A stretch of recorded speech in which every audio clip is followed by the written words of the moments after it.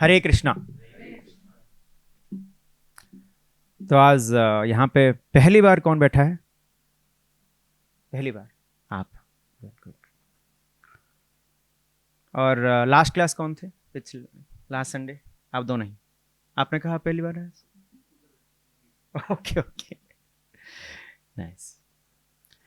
तो जो पहली बार आए हैं और जो भूल चुके हैं लास्ट बार क्या बात हुआ था, तो थोड़ा शुरुआत से थोड़ा मैं बोल दूंगा क्या हो रहा है अभी, कॉन्टेक्स्ट। हाँ,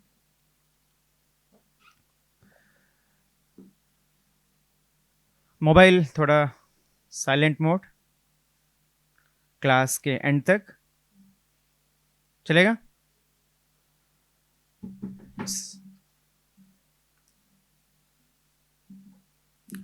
यस, थैंक यू।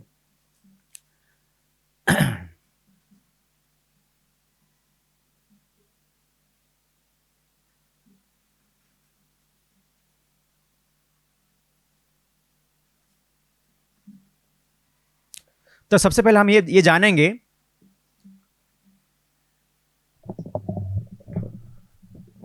भगवान यहां पे क्यों आते हैं।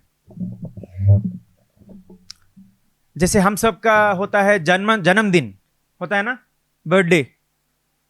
क्यों होता है? क्योंकि हमारा एक दिन डेथ डे भी है, राइट? लेकिन भगवान का एक्चुअली उसको बोलते हैं आविर्भाव दिवस, प्रकट दिवस। क्यों? क्योंकि उनका अंत नहीं होता है। वो हमेशा कहां पे रहते हैं? वैकुंठ में रहते हैं, गोलक वृंदावन में रहते हैं। कुछ कार्य के लिए वो धरा पृष्ठ में आते हैं, वो कार्य खत्म करते ही वो फिर से वापस कहां चले जाते हैं? वैकुंठ। उसी तरह उनके भेजे हुए दूत, जैसे रामानुजाचार्य, सुने हैं रामानुजाचार्य? जैसे हैदराबाद में है, अभी रिसेंटली बना था स्टैच्यू ऑफ इक्वालिटी, सुने? Golden statue. शंकराचार्य, माधवाचार्य, श्रीला प्रभुपाद, ये सब भगवान के भेजे हुए दूत हैं। तो उनका भी कभी मृत्यु नहीं होता है। तो इसलिए जब उनका होता है प्रकट दिवस, हम उनको जन्मदिन नहीं बोलते हैं, प्रकट दिवस एंड अप्रकट दिवस, श्राद्ध सेरेमनी। तो अभी सवाल यह है कि भगवान यहां पे क्यों आते हैं? हाँ, तो ये कहां लिखा गया है? भगवत गीता में। कौन से श्लोक में? हाँ, यस यस, हाँ यस, हाँ मैं ये गए वेरी गुड। इसका मतलब क्या है? परित्राणाय साधुना। परित्राणाय मतलब रक्षा करना। परित्राणाय किसको? साधुओं को, राइट?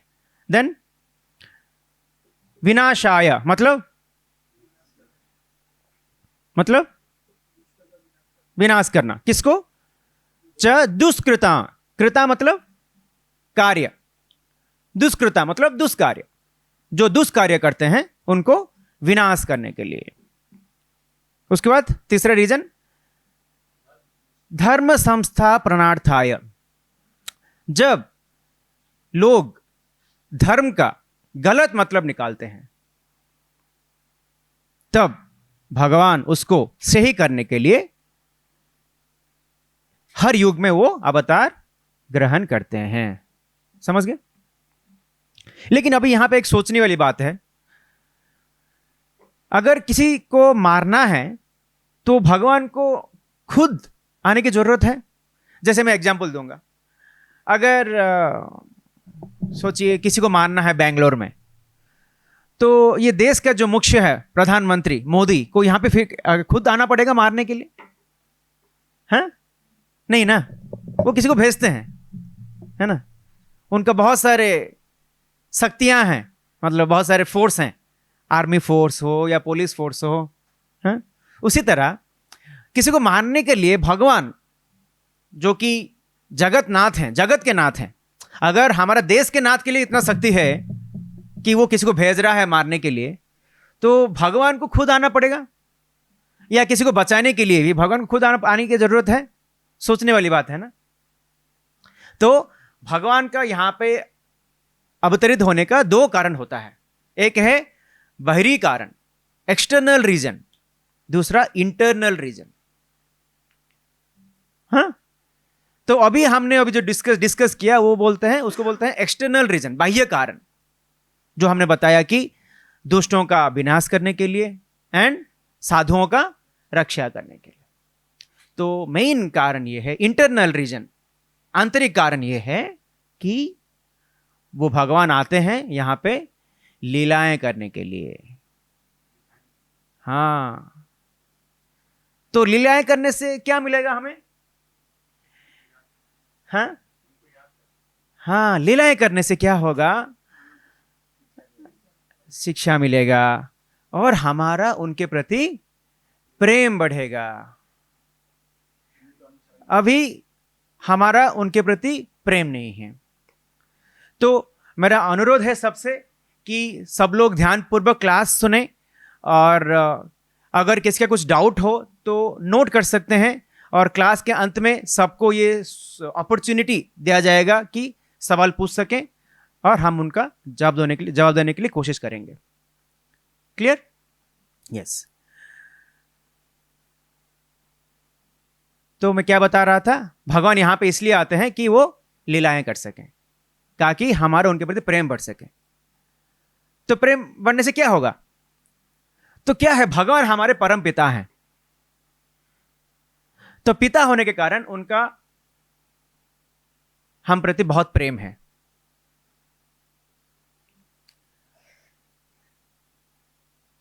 और वो चाहते हैं कि हम हमेशा खुश रहें। नेचुरली, है ना, हर पिता यही चाहता है कि उनके बच्चे हमेशा खुश रहें। हमेशा, क्या कहा? हमेशा। अगर मैं आपसे बोलूं कि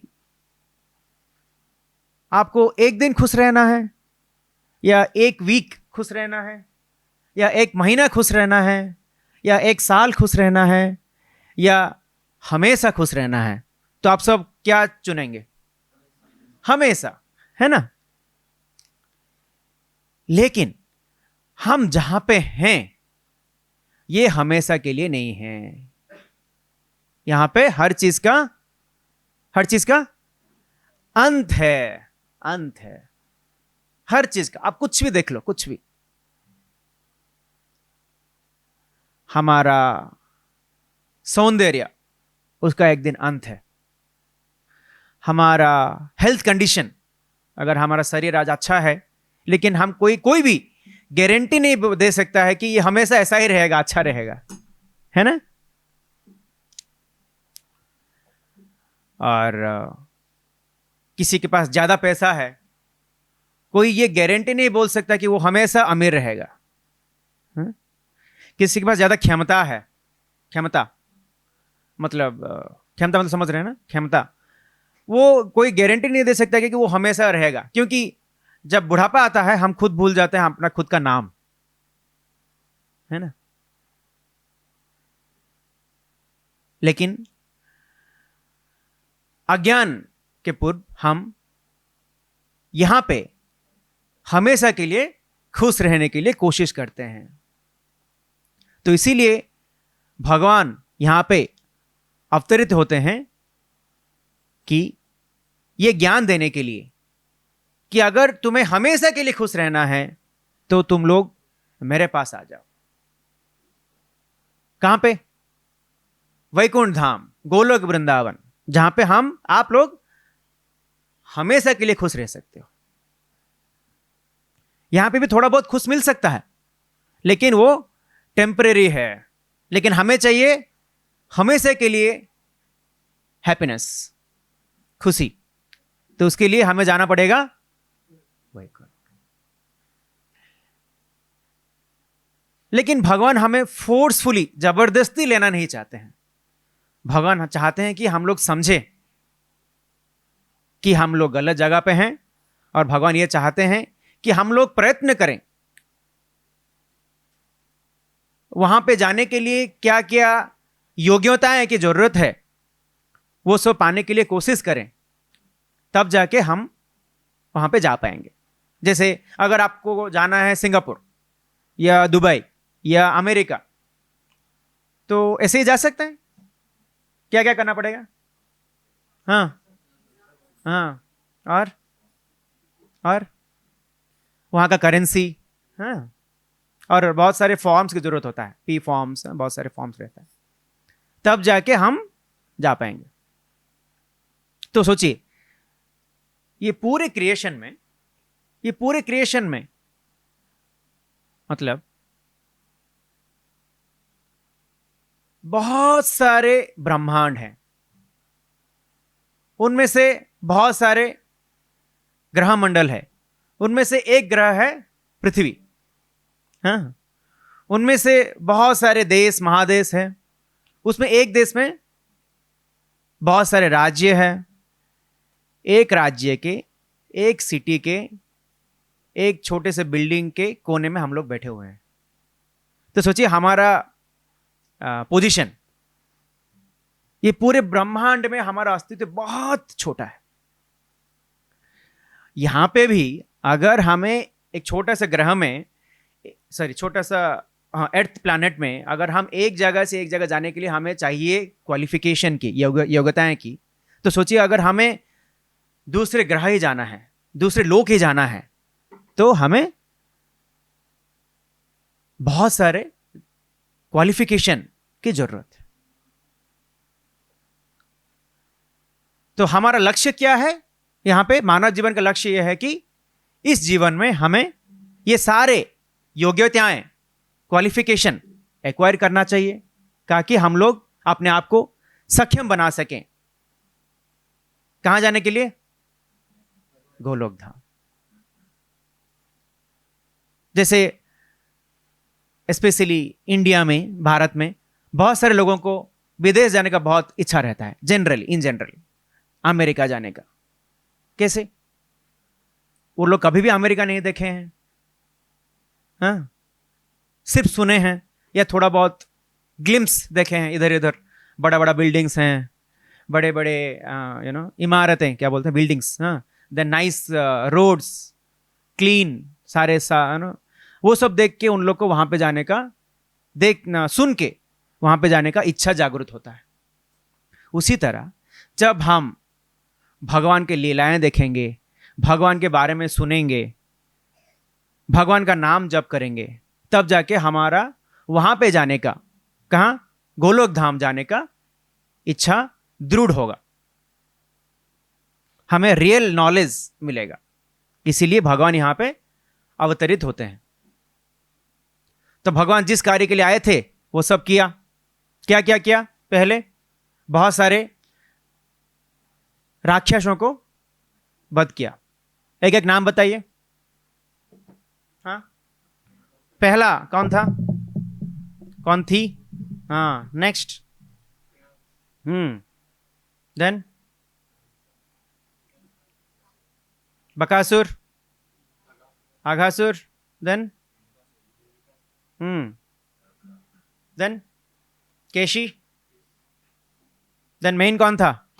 कंसा, नरकासुर, शिशुपाल। हाँ, अब सब थोड़ा आगे आ सकते हैं, ताकि पीछे लोग जो आ रहे हैं वो बैठ सकते हैं। तो इन लोग को वध किया। उसके बाद क्या किया कृष्ण ने? हाँ, कम से हो गया। भगवान कृष्ण ने सारे असुरों को वध किया। तब धर्म के प्रतीक महाराज युधिष्ठिर को हस्तिनापुर का राजा बनाया। क्यों? क्योंकि जब एक राजा धर्म के प्रतीक हो, वो ये ध्यान रखेगा कि राज्य में हर कोई धर्म का पालन कर, अनुसरण कर रहा है, तब जाके हर कोई सक्षम बन सके यहां से मुक्ति पाने के लिए। तो इसीलिए भगवान ये चाहते थे कि जो राजा है वो हमेशा धर्म के पालन करता होना चाहिए। क्लियर? तो युधिष्ठिर महाराज ने कितने साल यहां पे राज्य संभाला? 36 ईयर्स। Very good. तो भगवान युधिष्ठिर महाराज ने 36 वर्षों का राज्यभार संभालने के बाद किनको सौंपा?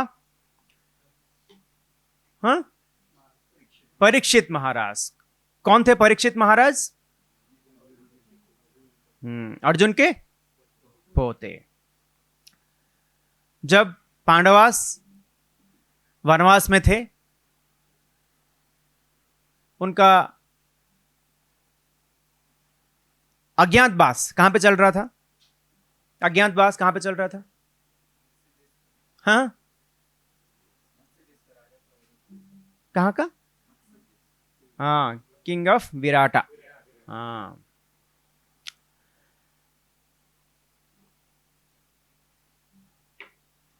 तो अर्जुन ने राजा विराट के पुत्री उत्तरा से अभिमन्यु का विवाह किया। तो अभिमन्यु के जब वध हुआ तब उत्तरा के गर्भ में कौन था? परीक्षित महाराज। तो ये परीक्षित महाराज एक ऑर्डिनरी साधारण राजा नहीं थे। उनकी रक्षा के लिए भगवान श्री कृष्ण उत्तरा के गर्भ तक चले गए उनको बचाने के लिए। किससे बचाने के लिए? अश्वत्थामा के ब्रह्मास्त्र। तो क्या होता है जब भगवान आते हैं, वो अकेले नहीं आते हैं। जैसे हमारे देश में कुछ साल पहले कौन आया था? ओबामा। जब वो आए थे, वो अकेले नहीं आए थे।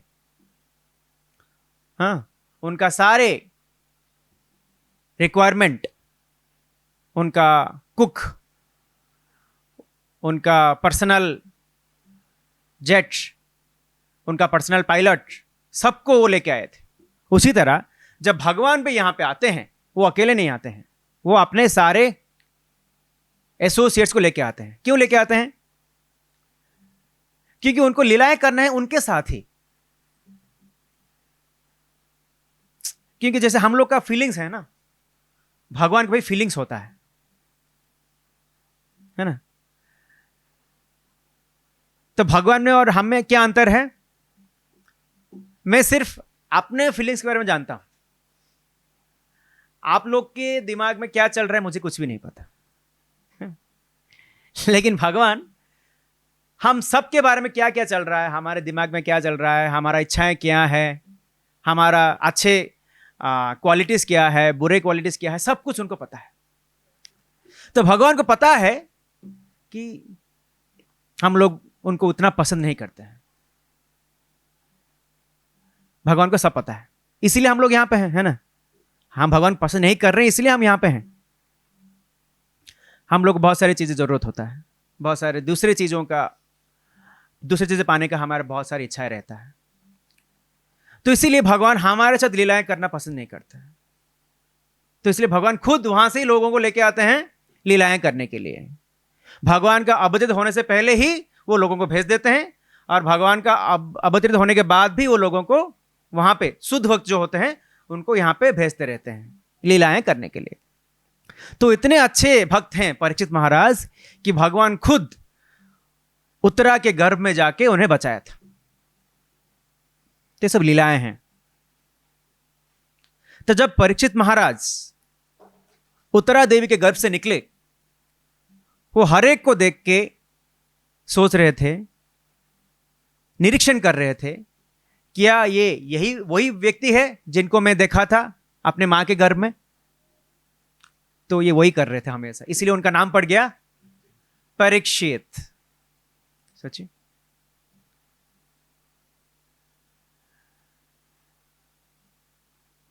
तो वो लोग, उनको राजा नहीं क्या कहा जाता, उनको बोलते हैं राजर्षि। आप हम लोग बचपन में पढ़े होंगे संधि विच्छेद, मतलब दो शब्द जोड़ के एक शब्द बनता है। तो राजर्षि में दो शब्द है। क्या है उसका नाम उनका? हाँ? राजा प्लस ऋषि, मतलब वो सिर्फ राजा ही नहीं है, वो एक सक्षम ऋषि भी हैं। इसलिए उनको कहा जाता है राजर्षि, मतलब सेंटली किंग्स। तो मतलब उनको सब कुछ पता है, उनको सिर्फ ये नहीं पता कि एक राज्य का कैसे पालन किया जाए, उनको ये पता है कि एक मानव जीवन का लक्ष्य क्या है, ये जो क्रिएशन का पर्पस क्या है, और क्या करने से सारे जनता को यहां से, ये दुख भरा संसार से, ये जन्म मृत्यु के संसार से मुक्ति मिल सके। तो उनका लक्ष्य ये रहता है कि ये सारे लोगों को मैं अल्टीमेट बेनिफिट दे सकूं। उनका लक्ष्य ये रहता है। उनका लक्ष्य सिर्फ ये नहीं रहता है कि कैसे उनको सब जॉब मिल जाए, कैसे सब लोग को थोड़ा दिन में 3-4 बार खाना मिल जाए, कैसे सोसाइटी में अच्छे ड्रेनेज सिस्टम रहें, स्कूल्स रहें, गुरुकुल रहें। ये सब करने के साथ साथ वो लोग ये सब पर भी ध्यान देते थे कि हर जगह धर्म का पालन हो रहा है कि नहीं। इसलिए भगवान चाहते थे कि हमेशा एक राजर्षि राज्यभार संभाले। हाँ, तो एक बार एक आदर्श राजा होने के कारण वो हर दिन अपने घोड़े पर सवार होकर वो अपने राज्य का निरीक्षण कर रहे थे। तो एक दिन उन्होंने देखा कि एक राजा के बेस में एक इंसान, एक व्यक्ति एक बैल को पीट रहा था, मारने की कोशिश कर रहा था। तो एक राजा सिर्फ इंसानों को ही रक्षा नहीं करता, हर कोई, हर एक प्राणी का रक्षा करना उनका कर्तव्य था। जैसे अभी सिर्फ लोग, जैसे जो भी मिनिस्टर्स हैं, वो सिर्फ इंसान के बारे में ये सोचते हैं। जो भी कुछ अगर थोड़ा भी बहुत सोच रहे हैं, वो सिर्फ सोच रहे हैं कि इंसान का रक्षा कैसे किया जाए या उनका भलाई कैसे किया जाए। पशुओं के बारे में वो सोचते नहीं है, पक्षियों के बारे में सोचते नहीं है, उनको कैसे सुरक्षा दिया जाए, उनका लिस्ट में ही वो नहीं है। हाँ, लेकिन परीक्षित महाराज वैसे नहीं थे। जब उन्होंने देखा कि एक बैल एंड एक गाय को कष्ट मिल रहा है, तो वो सब देख नहीं सकते। तब जाके आज का क्लास परपोट जो हमने देखा कि परीक्षित महाराज तैयार हो गए कली पुरुष को दंड देने के लिए। वो कौन था? कली पुरुष। एक राजा के भेष में वो गाय को या बैल को पीट रहा था। तो एक राजा ऐसा होना चाहिए कि जो कली पुरुष को भी मारने के लिए सक्षम हो। किनको? कली पुरुष जैसे शक्तिशाली पर्सन को मारने के लिए भी सक्षम हो। तब जाके क्या हुआ? कली ने क्या किया? समर्पण किया, क्योंकि उसको पता चल गया कि ये जो राजा है वो ऑर्डिनरी राजा नहीं, वो मुझे मार सकता है। तो इसीलिए उन्होंने समर्पण किया। भगवान और उनके शुद्ध भक्त अगर कोई उन्हें समर्पण करता है तो भगवान हमेशा क्षमा कर देते हैं। कहां लिखा गया भगवत गीता में? ये सर्वधर्मान परित्यज्य, नेक्स्ट लाइन, उसके बाद अहम त्वाम सर्व पापेभ्यो मोक्षयिष्यामि मा शुचः। जैसे भगवान बोलते हैं कि जो अपने सारे धर्म त्याग कर मुझे समर्पण करता है, मैं उसको सारे पापों से मुक्त करता हूं। अंत में बोलते हैं मा शुचः, मतलब डोंट वरी। उसी तरह उनके शुद्ध भक्त, जो कि उन्हीं का रिप्रेजेंटेटिव है,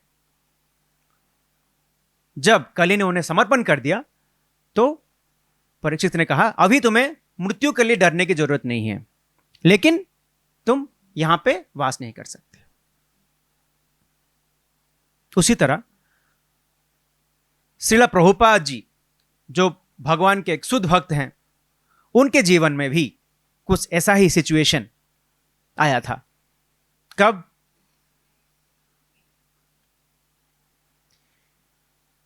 18 दिसंबर 1976। कोई किसी को नींद आ रहा है तो वो खड़े हो सकते हैं। तो तब प्रभुपाद जी कहां पे थे? महाराष्ट्र में एक प्लेस है, वो प्लेस का नाम है वार्धा।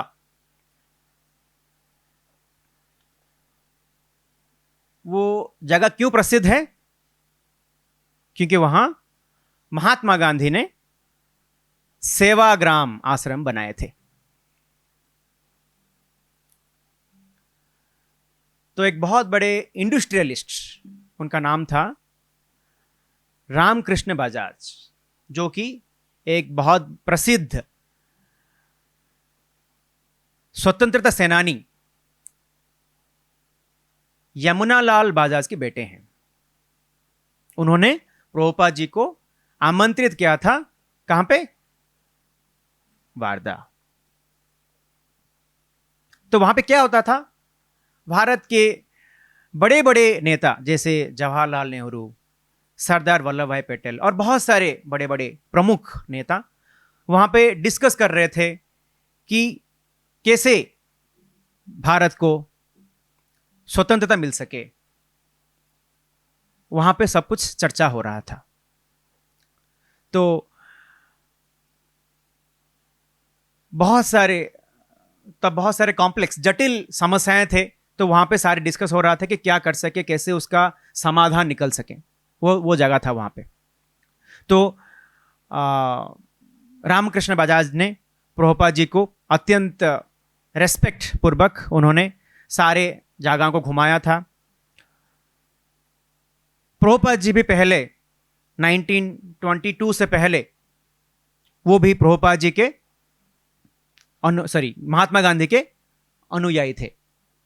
तो इसीलिए वहां पे उनको बहुत सारे सम्मान, हर कोई प्रभुपाद जी को बहुत सम्मान कर रहे थे। क्योंकि तब already ISKCON, Prabhupada ji already बहुत सारे मंदिर बना चुके थे और सबको पता था कि प्रभुपाद जी ने ऑलरेडी विदेश जाके भगवत गीता प्रचार करके बहुत सारे मंदिर बना चुके हैं और विदेश से कई सारे भक्तों को इंडिया में भी प्रचार कर रहे हैं। सबको पता चल चुका था।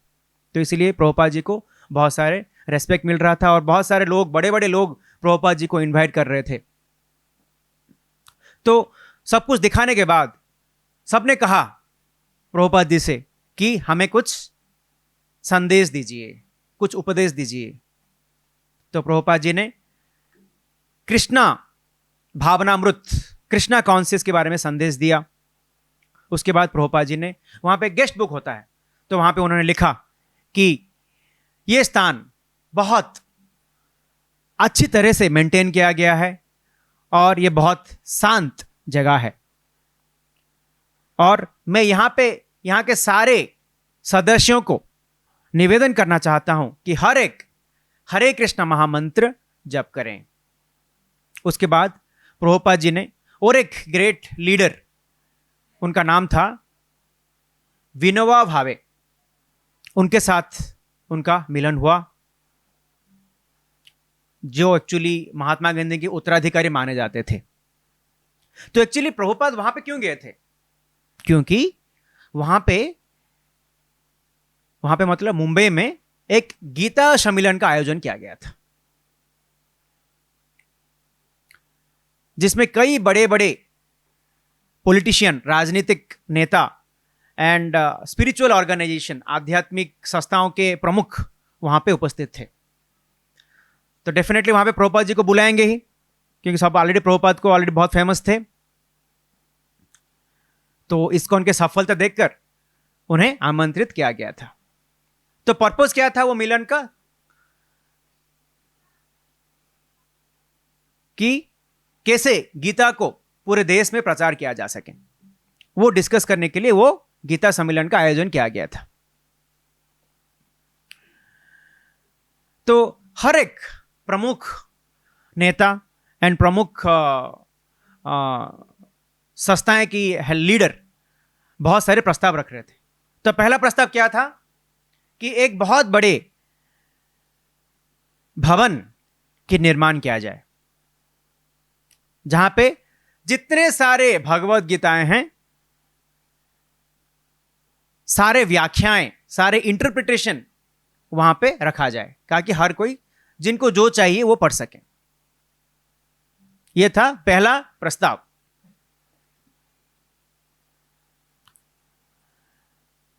लेकिन प्रभुपाद जी को यह प्रस्ताव मंजूर नहीं था। जब प्रभुपाद यहां से अमेरिका गए थे, विदेश में भी पहले से ही, प्रभुपाद के जाने से पहले ही वहां पे 600 प्रकार का भगवत गीता वहां पे था। 600 प्रकार का। हर कोई अपना अपना मंतव्य देना चाहता था, लेकिन अगर वो अपना खुद का मंतव्य दें, लोग नहीं मानेंगे। इसलिए वो बोलता था कि ये कृष्ण का मंतव्य है, बोल के भगवत गीता लिख के हर कोई वहां पे डिस्ट्रीब्यूट कर रहा था। इसलिए वहां पे कोई भी भक्त नहीं बना था। जब प्रभुपाद जी गए, जब प्रभुपाद जी ने कृष्ण का संदेश एग्जैक्टली एज इट इज लिखकर, यथारूप लिखकर प्रचार किया, तब जाके इतने सारे भक्त बन गए कि प्रभुपाद जी ने 70 साल की उम्र में 10 साल में 108 मंदिर बना पाए। यही प्रूव है कि जो प्रभुपाद कहते हैं वो एग्जैक्टली कृष्ण का इंस्ट्रक्शन था। तो इसलिए प्रभुपाद जी को ये प्रस्ताव मंजूर नहीं था। कौन सा प्रस्ताव? कि एक भवन बनाया जाए और वहां पे सारे तरह का भगवत गीता रखा जाए। लोग कंफ्यूज हो जाएंगे, है ना। तो इसलिए प्रभुपाद जी ने इसको रिजेक्ट किया। दूसरा प्रस्ताव, तो प्रभुपाद जी ने एक उदाहरण दिया ये रिजेक्ट करने से पहले। जैसे कोई बोल सकता है भगवत गीता का पहला श्लोक किसी को याद है? किसी और को?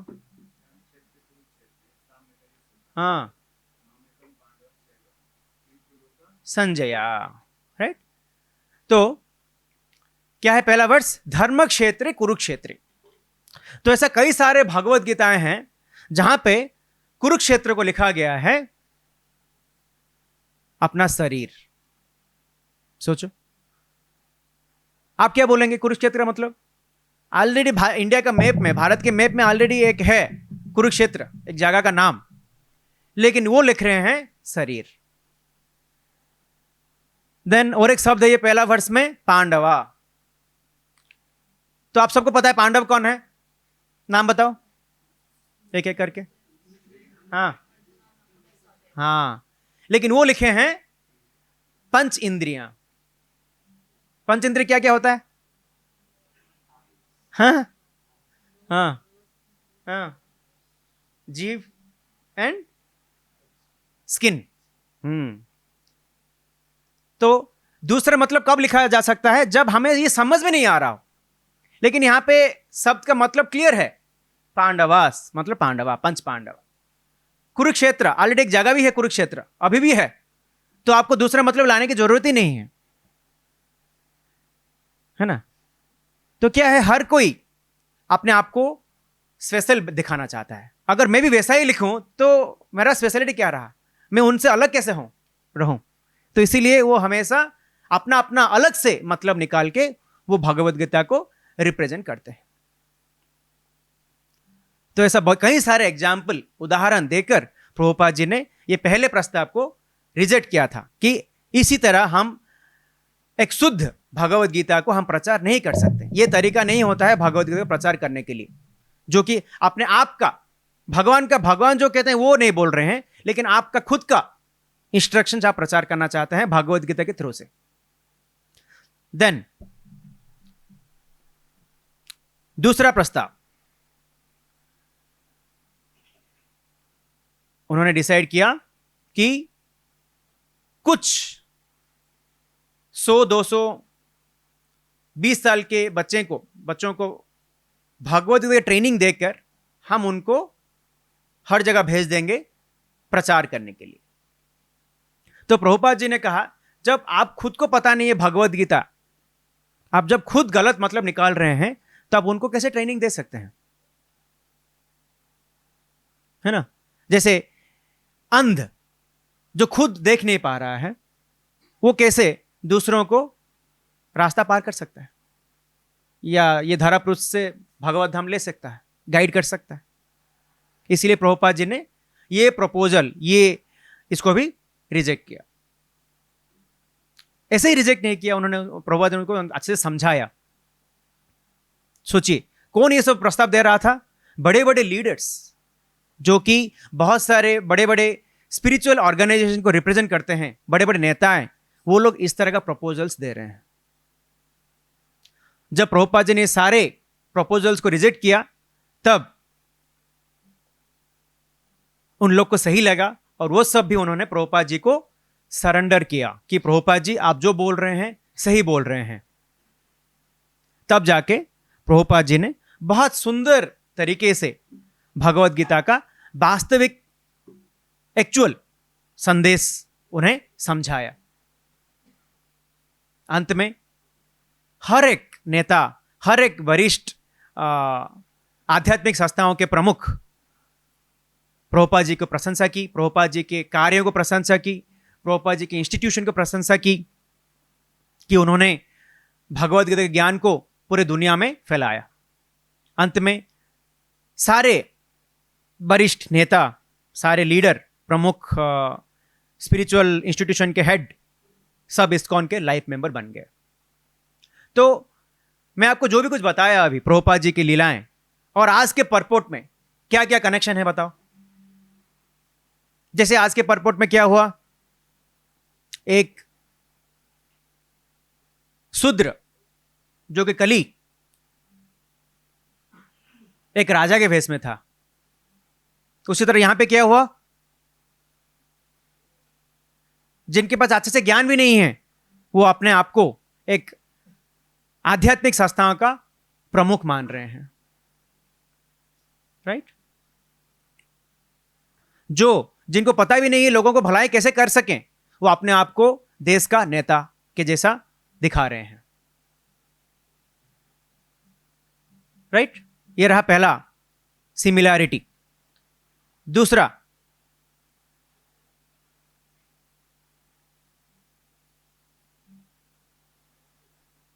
जैसे कली पुरुष ने परीक्षित महाराज को समर्पण किया, यहां पे वो सब प्रभुपाद जी को समर्पण किया। समझ में आ रहा है सबको? What the third connection? तीसरा कनेक्शन क्या है? तीसरा कोई एक बता सकता है? तो तीसरा कनेक्शन यह है कि जब समर्पण किया महाराज जी ने उन्हें क्षमा किया था। यहां पे भी प्रभुपाद जी ने उन्हें क्षमा करके उन्हें सही ज्ञान देकर उन्हें छोड़ा था। तो क्या देखने के लिए मिल रहा है यहां पे? जो भी क्वालिटीज भगवान के पास रहता है वो सारे क्वालिटीज एक शुद्ध भक्त के पास भी रहता है। ये सब क्वालिफिकेशन है जज करने के लिए कौन है शुद्ध भक्त। कौन है शुद्ध भक्त? अपने ड्रेस से कैसे वो कपड़े पहन रहा है, या क्या है हेयर स्टाइल, या कैसे तिलक धारण कर रहा है, ये सबसे पता नहीं चलता। शुद्ध भक्त अपने कर्मों से पता चलता है कौन है शुद्ध भक्त। जब तक हमें ये ज्ञान नहीं है तो हम भी किसी भी फेक गुरु के पास भी जाके हमें उनसे गलत ज्ञान पा सकते हैं। इसलिए हमारे पास ये ज्ञान होना जरूरी है। जैसे हम सबके पास ये ज्ञान होना चाहिए कि करेंसी जो हम पैसा यूज करते हैं ओरिजिनल क्या है, डुप्लीकेट क्या है, हमें ये थोड़ा बहुत ज्ञान होना चाहिए। नहीं तो हम क्या करेंगे, हम गलत करेंसी को हम ग्रहण कर लेंगे। उसी तरह अगर हमें आध्यात्मिक ज्ञान पाना है तो सबसे पहले हमें यह जानना चाहिए कि एक शुद्ध भक्त कौन है, और शुद्ध भक्त को जानने के लिए, पहचान करने के लिए क्या क्या क्वालिटीज होना चाहिए। हाँ, 9:40 हो गया।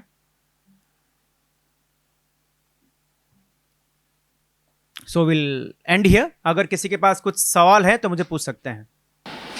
तो भगवान कृष्ण क्या हर द्वापर में आते हैं या ओनली ये द्वापर में है?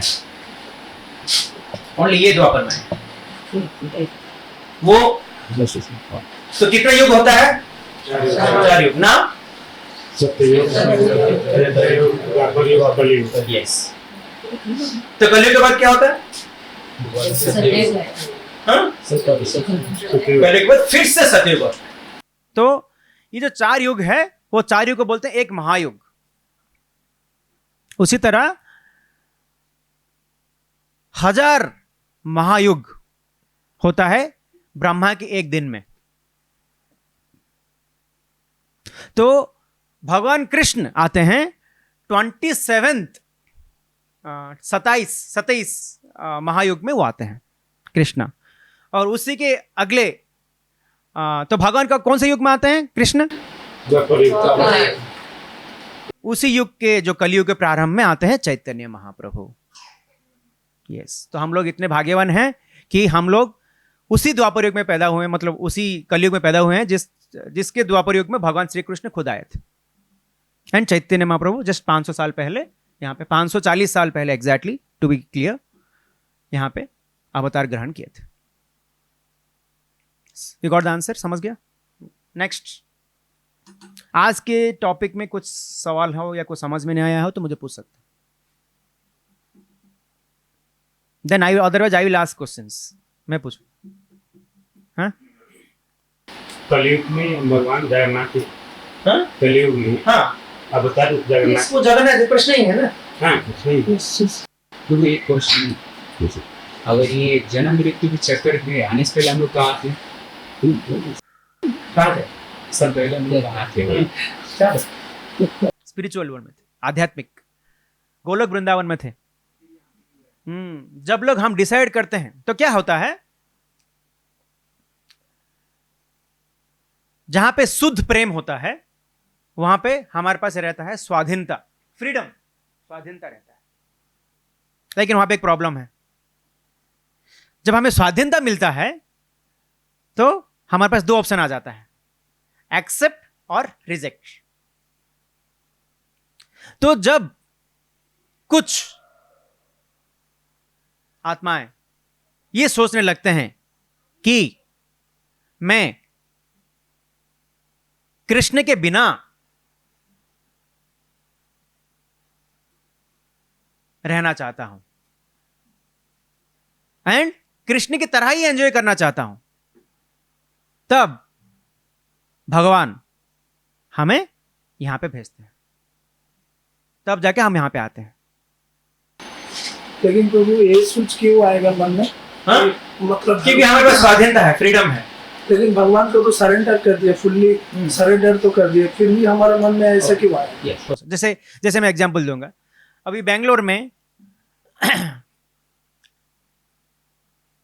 एक जगह है, उसका नाम है Konappana Agrahara, it's near to electronic city. वहां पे एक जेल है, हाँ, एक जेल है। तो जो बेंगलोर में रहता है, सिटी में रहता है, अगर कुछ गलत कार्य करता है तो वो जाता है जेल। तो जेल क्यों जाता है? हाँ हाँ, सिर्फ दंड पाने के लिए नहीं, उसको सही ज्ञान मिल सके, ताकि वो एक अच्छा इंसान बन सके, ताकि वो फिर से वो यहां पे आ सके, सिटी में रह के फिर से वो एक खुशहाल जिंदगी जी सके, राइट? हाँ, इसका मतलब ये नहीं है कि वो फिर से वहां पे नहीं जाएगा। जनरली ऐसा नहीं होता है, क्योंकि उसको कई साल उसको वहां पे दंड मिला है, तो ऐसा नहीं होना चाहिए। That is the ideal scenario, ऐसा नहीं होना चाहिए। लेकिन अगर फिर भी किसी ने गलती फिर से शुरू किया, फिर से जो गलत काम यहां पे कर रहा था वहां पे दंड मिला, फिर से वहां पे बैंक सिटी में आने के बाद भी फिर से वही काम करना शुरू किया, तो फिर से जाएगा ही। उसी तरह हम लोग यहां पे आए हैं, फिर से अगर हमने अपने आप को सुधार लें तो हम फिर से वैकुंठ जा सकते हैं, गोलोक वृंदावन जा सकते हैं, और नेचुरली कोई भी यहां से वहां से वापस नहीं आता है। तो ये सब कुछ चीजें हमारा लिमिटेड सेंस में समझ में नहीं आएगा। जैसे मैं एक एग्जांपल दूंगा,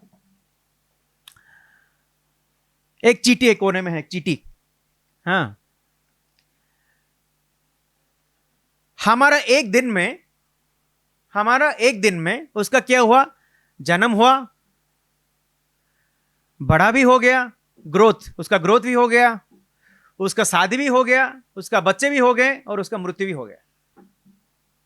हमारा एक दिन में उसका पूरा जीवन काल हो जाता है कि नहीं? यस। तो अगर आपको यह क्षमता मिले कि आप उनसे बात कर सकें और आप उससे बोलेंगे कि तुझे पता है तेरा पूरा जीवन काल मेरा सिर्फ 20 घंटा है ये, तो उसको जो मिला है इंद्रिय, उससे वो हमारा 100 साल वो समझ में नहीं आ पाएगा उसको। हमारा 100 साल उसके पास जो जितना इंटेलिजेंस है, उसके जितना बुद्धि है, उसको समझ में नहीं आ पाएगा, है ना? उसी तरह हमारे पास जितना इंद्रिय हैं, जिससे हम सारे ज्ञान प्राप्त करते हैं, उससे हमें भगवान का सारे इंफॉर्मेशन हमें समझ में नहीं आएगा। बहुत चीज, हाँ। जैसे ब्रह्मा का एक दिन हमारा, जैसे विष्णु, ब्रह्मा का छोड़ दो, थोड़ा विष्णु, जब वो सिर्फ श्वास लेते हैं, ब्रह्मांड का क्रिएशन एंड विनाश, ब्रह्मांड का उत्पत्ति प्लस विनाश दोनों हो जाता है। सोचिए, इसलिए मैंने आपको एग्जांपल दिया, हमारा पोजीशन हमारा क्रिएशन में इतना छोटा है। अगर आप सोचिए, अगर लेके आएंगे ग्लोब, हमारा पृथ्वी का ग्लोब रहता है, क्या बोलते हैं ग्लोब में, मैप मानचित्र, वहां पे हमारा पोजीशन कितना छोटा है। सोचियो, सिर्फ हमारा देश में ही इतने सारे राज्य हैं, इतने सारे, उसमें भी 3/4 जल है, 1/4 ही स्थल है। उसी में कई सारे देश महादेश हैं, उसमें एक देश जो कि इंडिया है, वहाँ पे कई राज्यों हैं, उनमें से कर्नाटक, भाई कई सारे सिटी हैं, एक है बेंगलोर में कई सारे नगर, स्ट्रीट, सो मेनी स्ट्रीट्स। एक राजाजी नगर में एक कौन सा ब्लॉक है, हाँ? फर्स्ट ब्लॉक में बहुत सारे घर हैं, उनमें से एक छोटे से, एक बड़ा बिल्डिंग, बड़ा मंदिर में एक छोटे से रूम में एक कोने में हम बैठे हैं। सोचिए हमारा पोजीशन कितना छोटा है। तो इतने छोटे पोजीशन में अगर हम सोचेंगे कि नहीं मुझे सारे ज्ञान होना चाहिए, तो ये संभव नहीं है। इसीलिए हमारे पास क्या होना चाहिए? फेथ, विश्वास भगवान के इंस्ट्रक्शंस पर। समझ गए? तो और एक बात, अगर कोई जेल में है तो उसका पहला लक्ष्य क्या होना चाहिए? मैं क्यों जेल आया, ये होना चाहिए, या मैं क्या करना चाहिए जेल से निकलूं, ये होना चाहिए? बताओ। सबसे ज्यादा, दोनों भी इंपॉर्टेंट है, लेकिन सबसे ज्यादा इंपॉर्टेंट है कि मुझे पहले यहां निकलना चाहिए, उसके बाद मुझे ये सोचना चाहिए कि क्या किया मैंने यहां पे आ गया था, है ना? इसीलिए हमें ये सोचना चाहिए कि ये हमारा फोकस सिर्फ इसमें होना चाहिए कि क्या करने से मैं यहां से निकल सकूं, ये जन्म मृत्यु के संसार से निकल सकूं, क्या करने से मुझे फिर से एक दूसरे मां के घर में जाना ना पड़े।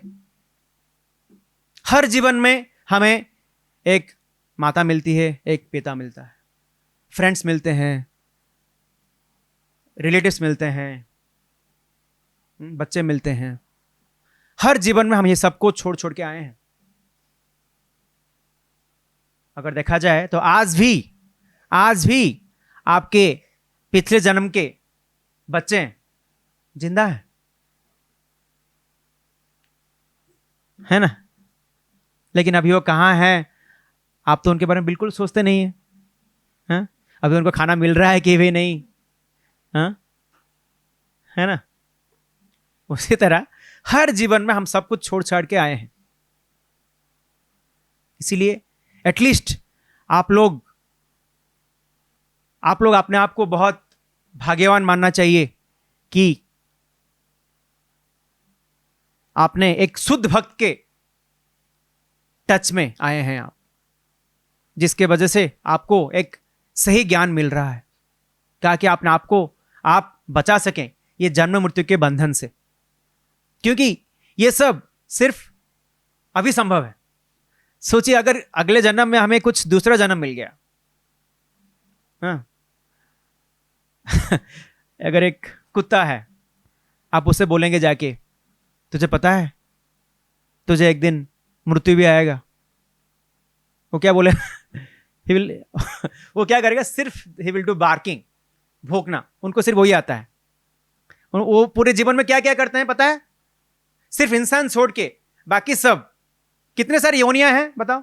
84 लाख 82 lakhs 84 lakhs।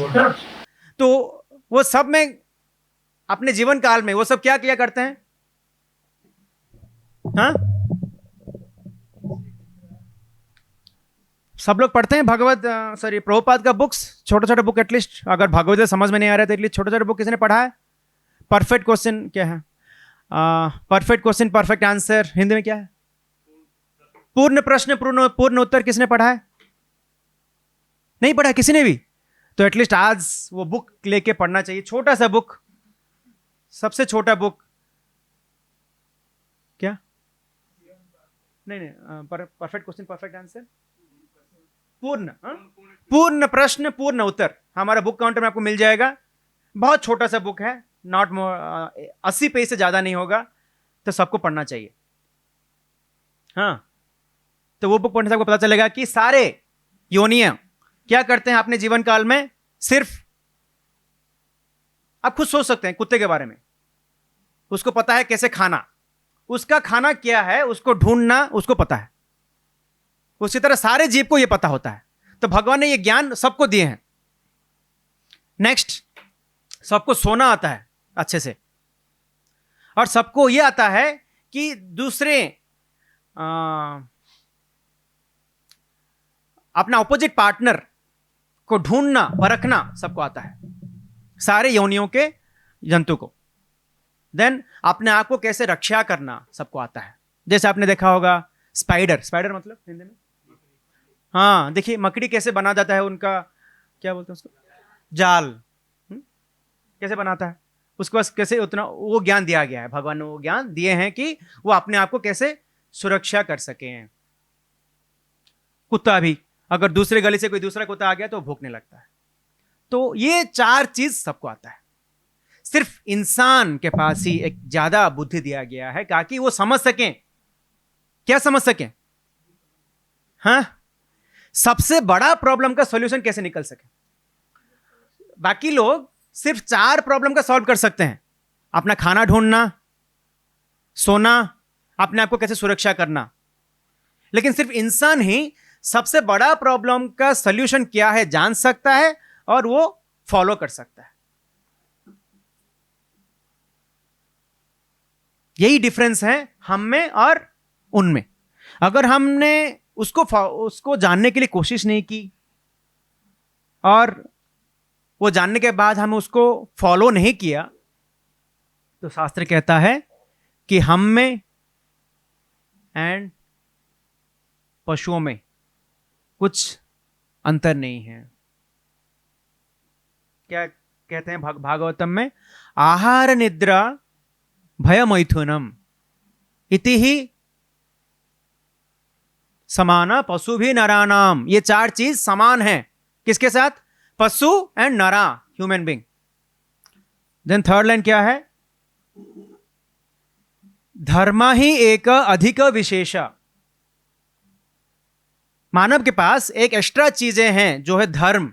धर्म मतलब भगवान का इंस्ट्रक्शन वो फॉलो कर सकता है। चौथा लाइन क्या है? धर्म ही हीना पशु भी नरानाम। जो इंसान अपने धर्म का पालन नहीं कर रहा है वो पशु के समान है। शास्त्र बोलता है द्विपाद पशु, पशु जिनके पास 2 पैर हैं। तो अभी हमें यह सोचना चाहिए कि हम कौन से कैटेगरी में, कौन से श्रेणी में आना चाहते हैं। समझ गए? तो वेरी सिंपल। तो आज का पॉइंट आपको क्या लेना चाहिए? सबसे पहला पॉइंट यह है कि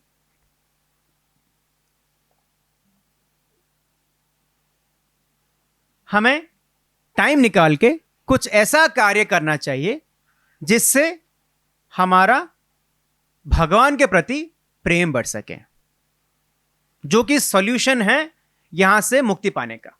भगवान बोलते हैं भगवत गीता में, अंतकाले च मामेव, नेक्स्ट, स्मरण मुक्त्वा कलेवरम, जो अंतकाल में मुझे याद करता है वो मेरे पास आ जाता है। तो अंतकाल में याद करने के लिए हमें उनके प्रति प्रेम बढ़ाना पड़ेगा। सोचिए, अगर आप 1 घंटे के बाद आपको एक कॉल आ रहा है, कॉल में कोई रो रहा है, तो आपने पूछा क्या हुआ, तो वो बोल रहा है कि मेरा ग्रैंड मदर जो है वो डेथ बेड में है, मरने वाले हैं।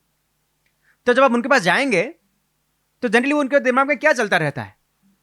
वो सोचते हैं वही जिनके साथ उनका ज्यादा अटैचमेंट, मतलब लगाव है। अगर उनका लगाव अपने परिवार के मेंबर के ऊपर है तो उनके बारे में सोचते रहेंगे। अगर उनका लगाव अपने संपत्ति के ऊपर है तो उनके बारे में सोचते रहेंगे। अगर उनका लगाव उनके घर में कुत्ता है उसके ऊपर है तो उस कुत्ते के बारे में सोचते रहेंगे, है ना। हमें रिप्लेस करना है, वहां पे हमें रखना है कृष्ण। तो दिन भर में एटलीस्ट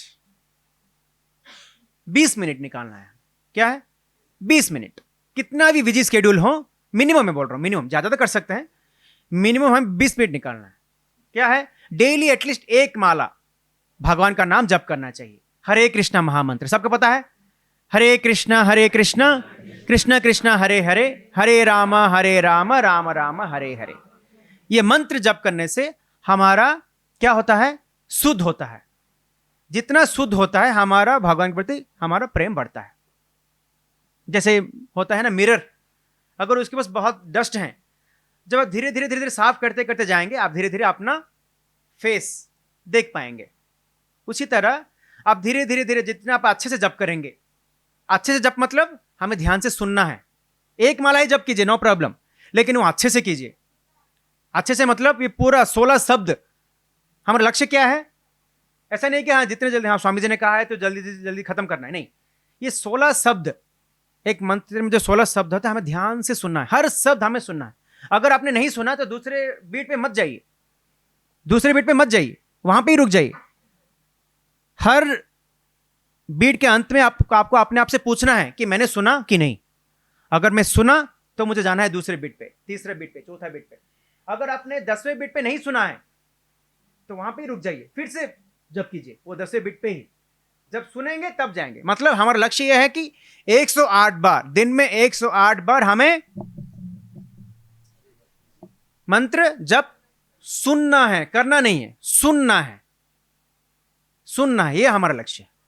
आप में भी, मुझे लगता है आप लोग कर रहे होंगे, लेकिन सुनना आप, हमारा नेक्स्ट प्रोग्रेस होना चाहिए कि सुनना है। एटलीस्ट 1 माला हमें सुनना चाहिए। मे बी वो 7 से 10 मिनट 15 मिनट लगे, नो प्रॉब्लम, लेकिन 108 बार हमें सुनना है। क्या कहा? सबसे इंपॉर्टेंट है सुनना। नेक्स्ट 10 मिनट हमें पढ़ना है, 10 मिनट हमें पढ़ना है। मैंने आपको बुक का नाम बताया, वो बुक आज काउंटर से लेके पढ़ना चाहिए कभी भी। अच्छी बात है अगर आप सुबह पढ़ेंगे। अगर आपको टाइम नहीं मिल रहा है तो आपका दिन का शुरुआत भगवान का नाम जप करने से कीजिए, एंड दिन का अंत भगवान का, प्रभुपाद जी का बुक्स पढ़ के एंड कीजिए। एटलीस्ट इतना कीजिए, इतना हर कोई कर सकता है। अगर आपके पास ज़्यादा टाइम है तो आप 1 से 2, 2 से 4 बढ़ा सकते हैं। रीडिंग आप थोड़ा ज़्यादा बढ़ा सकते हैं। एटलीस्ट इतना करना चाहिए। ऐसा नहीं है कि, उसको बोलते हैं डिसिप्लिन, क्या बोलते हैं? स्पिरिचुअल डिसिप्लिन, वो होना चाहिए। क्या बोलते हैं डिसिप्लिन को? हाँ, अनुशासन होना चाहिए। क्योंकि कुछ पाने के लिए तो हमें थोड़ा बहुत तपस्या करना पड़ेगा, और इसमें बिल्कुल तपस्या नहीं, आपको अच्छा लगेगा। जितना आप अच्छे से जप करेंगे आपको उतना रुचि बढ़ेगी भगवान का नाम के जप के पर। हाँ, नहीं तो देखिए सबसे बड़ा इंपॉर्टेंट है ज्ञान। अगर ज्ञान नहीं है, अभी जितने सारे कन्वर्शन हो रहा है बिकॉज ऑफ ज्ञान नहीं है। इसलिए हमें पता होना चाहिए हम क्या कर रहे हैं और क्यों कर रहे हैं। नहीं तो आपके फैमिली मेंबर्स, आपके रिलेटिव्स आपके बारे में सोचेंगे कि हाँ इसको कुछ पता नहीं, ऐसे ही कुछ किसी ने कुछ बोल दिया है वो कर रहा है। नहीं। अगर कोई पूछ रहा है आपको कि मैं जब क्यों कर रहा हूं, तो आपके पास पूरा जवाब होना चाहिए विथ श्लोका। एटलीस्ट जवाब अच्छे से बोलना चाहिए, ताकि उसको लगे कि नहीं, उसको पता है वो क्या कर रहा है, क्यों कर रहा है। एटलीस्ट आपका इमेज अच्छा होने के लिए आपके फैमिली मेंबर्स के through, friend circle, relatives, family members के साथ आप एटलीस्ट आपको ये जानना चाहिए कि आप क्या कर रहे हैं, क्यों कर रहे हैं, अपना जीवन का लक्ष्य क्या है, ये क्रिएशन का पर्पस क्या है, वो सब आपको जानना चाहिए थोड़ा बहुत। और नोट कीजिए, अगर कहीं पे कुछ डाउट हो तो आप नोट कीजिए। जब भी आप संडे आते हैं मंदिर, आप पूछना चाहिए डाउट्स। आप किसी भी प्रभु जी से पूछ सकते हैं, या बहुत सारे माता जी से हैं, बहुत सारे जो कि कई सालों से प्रैक्टिस कर रहे हैं, उनसे आप पूछ सकते हैं, है ना। ये बहुत सीरियस मैटर है, क्योंकि हमें पता नहीं हमारा एंड डेट कब है ना। ऐसा जरूरी नहीं है कि हर एक का अंत 80 साल में, 90 साल में है ना। ये हमारा आखिरी मुलाकात भी हो सकता है ना, राइट। इसीलिए हमें थोड़ा सीरियस होना चाहिए। हमारा जप करने में सीरियसनेस हमारा एक्शन में दिखाना चाहिए कि एक माला जप सुनना, 10 मिनट पढ़ना मिनिमम। जो नहीं कर रहे हैं बिल्कुल एटलीस्ट इतना करें, और जो ऑलरेडी ये सब कर रहे हैं वो थोड़ा बढ़ाएं, ठीक है। श्रीमद् भागवतम की, विश्व गुरु श्रील प्रभुपाद की जय। हरे कृष्णा।